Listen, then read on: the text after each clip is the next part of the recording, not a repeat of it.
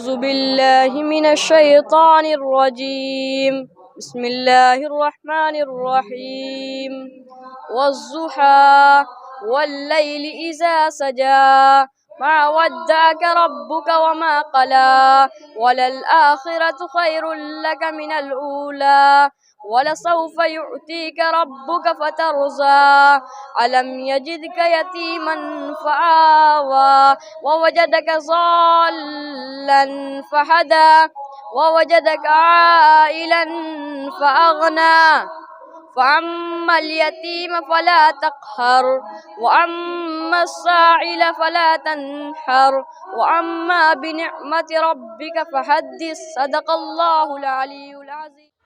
یتیم خانہ اسلامیہ گیا میں طلباء و طالبات کے لیے مقابلہ جاتی پروگرام کا انعقاد کیا گیا۔ محمد اورنگزیب نے پروگرام کے حوالے سے نیوز دا پیشن سے گفتگو کی۔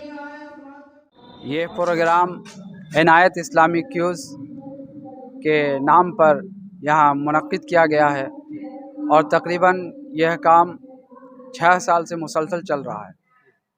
اس کے اندر اسلامی کیوز سرور کائنات احمد مصطفیٰ صلی اللہ علیہ وسلم کی معلومات حاصل کرنے کے لیے اور اپنے اندر بیداری پیدا کرنے کے لیے تقریر کا ایک موضوع رکھا گیا ہے، ایک نعت پاک کا بھی موضوع رکھا گیا ہے۔ بات اصل یہ ہے کہ حالات میں ہمارے مسلمان بھائی جو ہیں، نوجوان خاص کر، جو دین سے اس طریقے سے دور ہو رہے ہیں، انہی کے لیے انتظام کیا گیا اور اس کے میں خاص کر ہمارا جو سپورٹ کرتے ہیں ہمارے شبو بھائی ہیں، وہ شیرگھاٹی اسٹار 30 سے تعلق رکھتے ہیں اور نظامیہ یونانی میڈیکل کالج کے سیکریٹری بھی ہیں۔ وہ ہمیشہ ہمیں حوصلہ دیتے رہتے ہیں اور کہتے ہیں اس طریقے کا چھوٹا چھوٹا پروگرام کرایا کیے۔ پروگرام میں گیا، شیرگھاٹی اور چرکی کے درجنوں مدارس اور درسگاہوں کے سینکڑوں طلباء و طالبات نے شرکت کی۔ کعبے کی رونق، کعبے کا منظر، کعبے کی رونق، کعبے کا منظر، اللہ اکبر، اللہ اکبر، دیکھوں تو دیکھے جاؤں برابر، دیکھوں تو دیکھے جاؤں برابر، اللہ اکبر، اللہ اکبر۔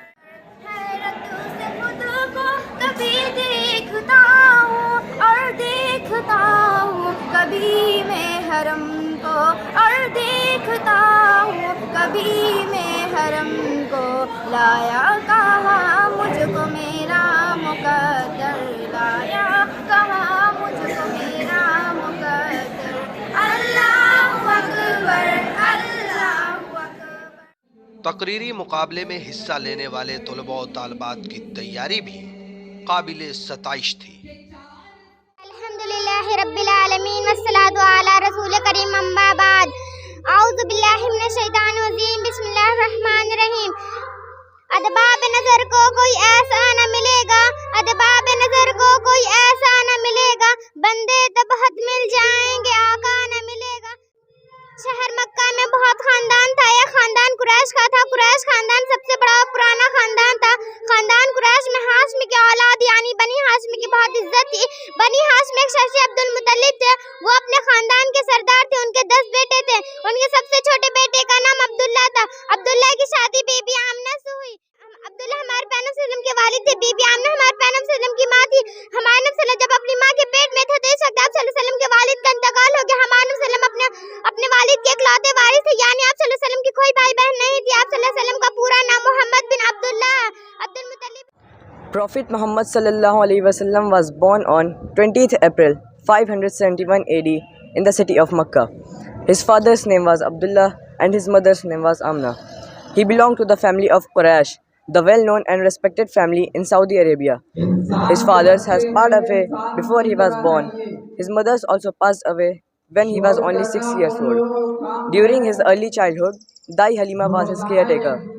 When he grew up, Prophet Muhammad sallallahu alaihi wasallam worked as a trader for a while. The people of Makkah loved him for his virtue, light integrity, honesty, love for the poor, compassion for the sick, and his eagerness to help others. When he turned 25, he married Khadija radhiyallahu ta'ala anha. a 40 years widow who proved to be very devoted and dedicated wife.